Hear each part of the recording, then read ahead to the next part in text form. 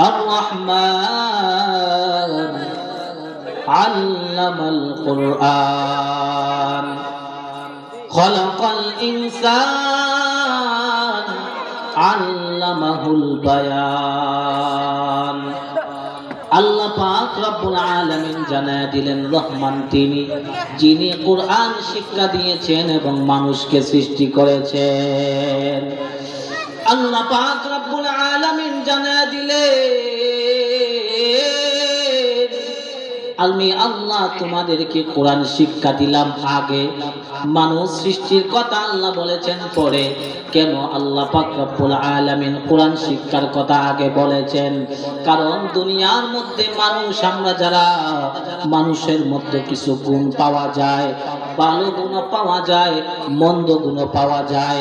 এই দুইটা গুণ মানুষের মধ্যে আছে। আল্লাহ জানায় দিলেন গোলাম তোমাদেরকে আমি আল্লাহ কোরআনের শিক্ষার কথা আগে বললাম, আগে কোরআনের শিক্ষার কথা বলে এরপরে মানুষকে সৃষ্টির কথা আমি আল্লাহ বলেছি। এ গোলামেরা শুনো, আমি আল্লাহ তোমাদেরকে একটা নসিহত করলাম। এই নসিহতটা হলো মানুষ যারা আছে তাদের গুণগত মানুষের কোনো দাম নাই। মানুষের দাম আল্লাহর কাছে। আল্লাহর কোরআনের শিক্ষা যারা করবে, আল্লাহর কোরআনের আয়াত অনুযায়ী, আল্লাহর কোরআনের আইন অনুযায়ী যারা চলবে, আল্লাহর কাছে গুণগত মানুষের থেকে কোরআনের পক্ষে চলার মানুষের দাম বেশি। আমার আল্লাহ পাক রব্বুল আলামিন কোরআন শিক্ষার কথা আগে বলেছেন। যেহেতু এখানে দরসুল কোরআন মাহফিল, আপনাদের এই রানীগাঁওয়ের মধ্যে একটা হেফজুল কোরআন মাদ্রাসা আছে না নাই? এই মাদ্রাসার মধ্যে আজকে ছাত্ররা পাগড়ি পাবে। এই পাগড়ি প্রদান অনুষ্ঠানে ছাত্ররা আজকে পাগড়ি পাবে। যারা হাফেজে কোরআন হয়, আপনাদের এই মাদ্রাসা থেকে ছাত্ররা প্রত্যেক বছরে হাফেজে কোরআন হইয়া পাগড়ি নেয়। হে নবীর উম্মতের দল, তাকায় দেখো আল্লাহ পাক রব্বুল আলামিন কেন গুণগত মানুষের কোন ঘোষণা করলেন না? কেন কোরআনের শিক্ষায় শিক্ষিত হওয়া মানুষকে আল্লাহ ঘোষণা করলেন দামি? একটা জিনিস দিকে তাকায় দেখো, আজকে যারা কোরআনের শিক্ষায় শিক্ষিত হয় ওই সমস্ত মানুষের দাম আল্লাহর কাছে বেড়ে যায়, দুনিয়াতেও বাড়ে, আখিরাতেও বাড়ে। কেন বাড়ে জানোনি? আল্লাহর কোরআনের কত দাম তোমরা জানোনি? আল্লাহর কোরআনের এত দাম, যেই দাম দুনিয়ার মধ্যে আল্লাহর কোরআনের কোনো দাম হয় না।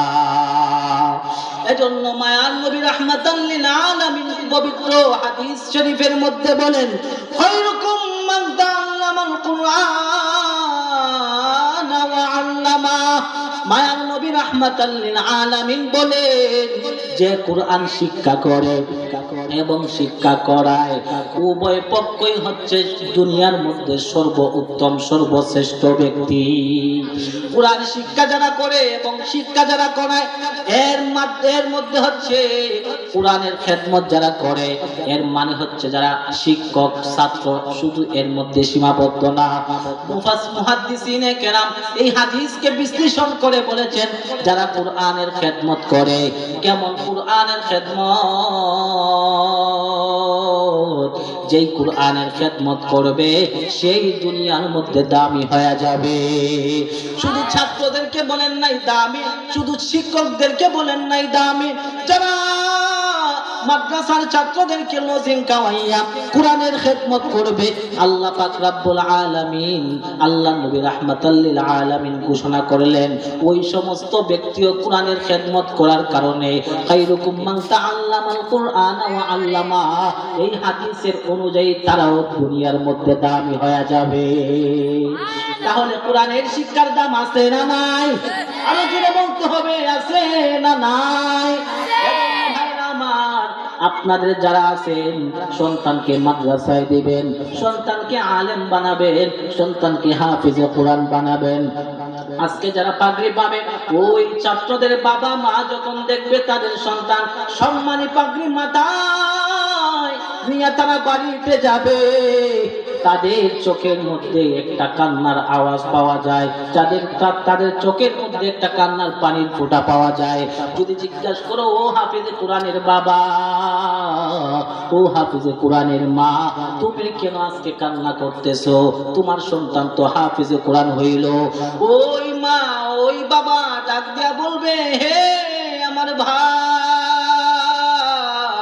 শুনো, আমি কেন আজকে কান্না করলাম? দুনিয়ার এমন বড় একটা কিতাব, দুনিয়ার কোনো বাংলা কিতাব পড়ে আমার সন্তান হাফেজ হয় নাই, দুনিয়ার কোনো ইংলিশ কিতাব পড়ে আমার সন্তান হাফেজ হয় নাই। যে কিতাবের মধ্যে আমার আল্লাহ ঘোষণা করলেন, যালিকাল কিতাবু লা রাইবা ফি, ওই কিতাবের মধ্যে কোনো সন্দেহ নাই। আল্লাহ জানা দিলেন, যেই কিতাবের মধ্যে সন্দেহ নাই, ভুল নাই, ওই কিতাব আমার পড়ে আমার সন্তান পড়ে পড়ে আজকে হাফেজে কোরআন হয়েছে। এটা কোনো দুঃখের কান্না না, এটা হলো সুখের কান্না। সুবহানাল্লাহ। এজন্য ভাই আমার সন্তানকে মাদ্রাসায় দিবেন যদি পারেন। এলাকায় জানা আছে, যেহেতু কোরআনের খেদমত অনেকেই সহযোগিতা করতে পারে না, যাদের নসিব খারাপ, যাদের কপাল খারাপ, তারা কোরআনের খেদমত করতে পারে না। যাদের কপাল ভালো, যাদের নসিব ভালো, তারাই কোরআনের খেদমত করতে পারে।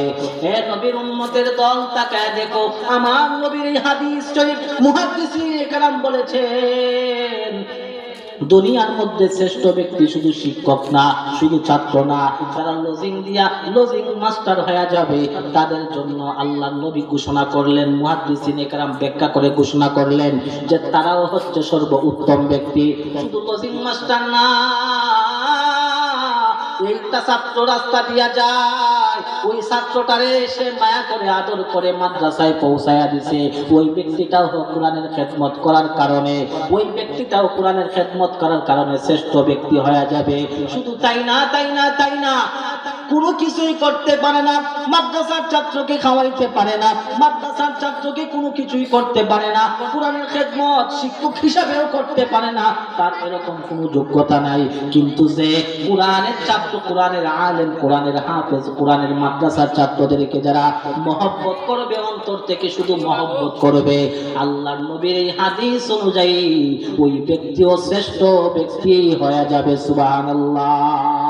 এজন্য ভাইরা আমার, এজন্য ভাইরা আমার, কোরআনের খেদমত আমরা করতে রাজি আছি নি?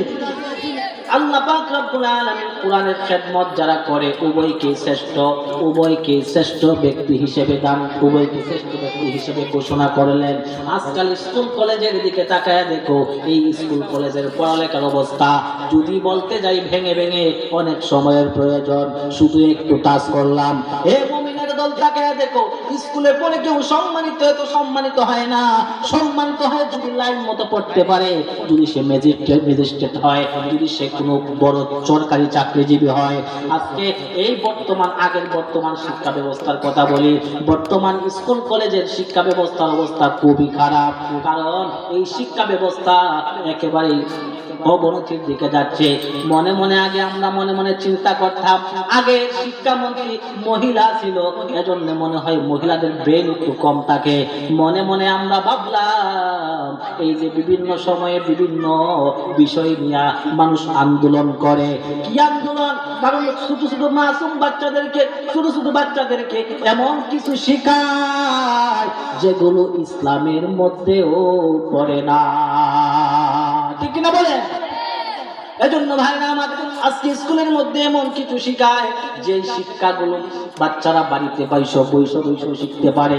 স্কুলের মধ্যে কি শিখায় আপনারা ফেসবুকে দেখেছেন, স্কুলের মধ্যে শিখায় আলুর ভর্তা কেমনে বানানো লাগে, ঠিক নেই? কেমনে আলুর ভর্তা বানানো লাগে শিখায়, কেমনে ডাল রান্না করা লাগে শিখায়, কেমনে বিছনা করা লাগে এটা শিখায়। এগুলা কি স্কুলে শিখার জিনিস? কথা বলে, এগুলো স্কুলে শিখার জিনিস? এগুলো ঘরে ঘরে বসা, এগুলো ঘরে ঘরে শিখার জিনিস, ঘরে ঘরে বসে শিখার জিনিস। হে নবীর উম্মতের দল, হে নবীর উম্মতের দল, তাকায় দেখো, মাদ্রাসার ছাত্র রাস্তা দিয়া যায়, একটা বৃদ্ধা মুরব্বী মানুষকে পাইছে, মানুষকে পাইয়া সে সালাম দিছে। সালামটা কোথায় থেকে শিখলো? স্কুলের ছাত্রর পাশ দিয়ে গেল, সে সালাম দিল না। আল্লাহ নবী বলেন, তোমরা সালাম দাও, কারণ সালাম, একটা সালাম দিলে 90 নেকি, যে উত্তর দিবে সে 10 নেকি পেয়ে যাবে। এ নবীর উম্মতের দল, এই যে ছোট বাচ্চা মাদ্রাসায় পড়ে সালামের ফজিলতটা শিখলো, সে যারে পায় ছোট হোক বড় হোক, হুজুর হোক আলেম হোক,